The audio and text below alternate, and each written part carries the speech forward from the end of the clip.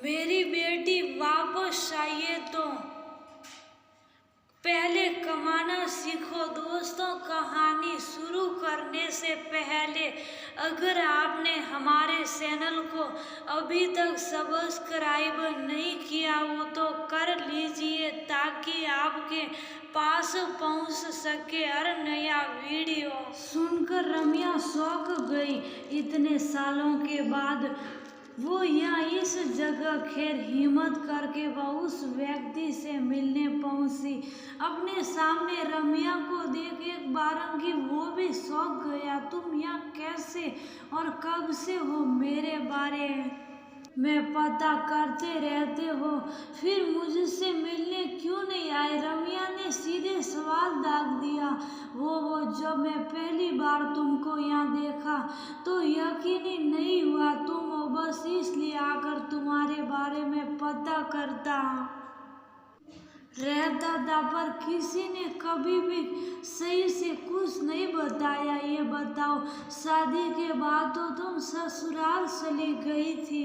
बच्चे कितने हैं? मैं तो इस शहर में कुछ महीनों पहले ही आया हूँ। जहाँ नौकरी करता था वहाँ मेरा मन ही नहीं लगा। किशोर ने कहा, ओ तुमने भी तो शादी कर ली होगी, बीवी बच्चे कहाँ हैं? इतना पूछकर रम्या अपने पति के हादसे के बाद की सारी बातें किशोर को बता दी। मैंने शादी ही नहीं की, पसंद ही नहीं आई। फिर माँ पापा सब नाराज हुए, बैठे हैं, कह रहे हैं 35 बरस का होने वाला, अब क्यों कब ब्याह करेगा? हंसते हुए किशोर ने कहा, अच्छा कौन थी जो तुम्हें पसंद आ गई थी? रम्या उसकी आंखों में आंखें डाल पूछ बैठी, वही जिसे मैं पसंद आ गया था। किशोर ने भी रम्या की आंखों में आंखें डाल बोल बैठा, मतलब मेरी पक्की सहेली ने ही मुझे उल्लू बनाया। उसे तन्वी पर गुस्सा आने लगा क्योंकि ये बात उसने बस तन्वी से ही कही थी कि उसे किशोर पसंद है। आज तो तन्वी की खैर नहीं। मन ही मन गुनगुनाती हुई रम्या बोली, रम्या क्या तुम अब मुझसे शादी करोगी? किशोर ने बिना वक्त गवाए पूछ लिया, इस उम्र में ब्याह? तुम क्या बोल रहे हो किशोर? सब क्या सोचेंगे? रम्या घबराते हुए बोली, रम्या तुम कब से इन बातों को सोचने लगी?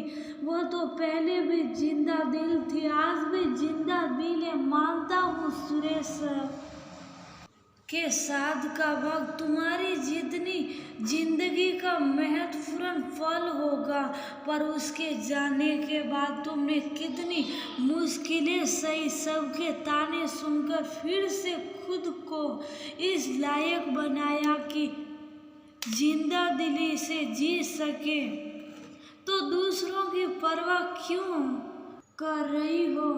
एक बार मेरा हाथ थाम कर तो देखो, सच कहता हूँ जिंदगी भर खुश रहूँगा।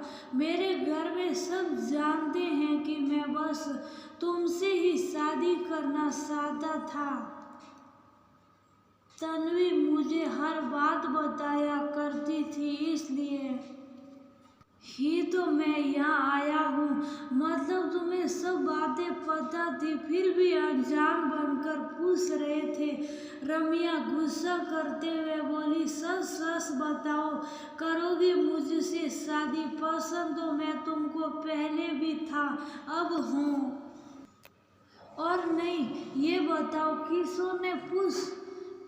कुछ देर सोचकर रम्या ने कहा, किशोर अगर तुम्हारे घर वालों को आपत्ति नहीं है तो मैं तुमसे शादी करने को तैयार हूँ। वैसे भी जिंदगी में खुशियाँ सामने से चलकर आए तो उसे मना करना समझदारी नहीं, बेवकूफ़ी होगी। क्यों, सही कह रही हूँ ना? रम्या ने कहा। किशोर भावातिरेक में रम्या का हाथ पकड़कर हौले से दबाकर हाँ में सिर हिला दिया। आज रम्या किशोर के साथ खुश है, एक बच्चे की माँ भी बन गई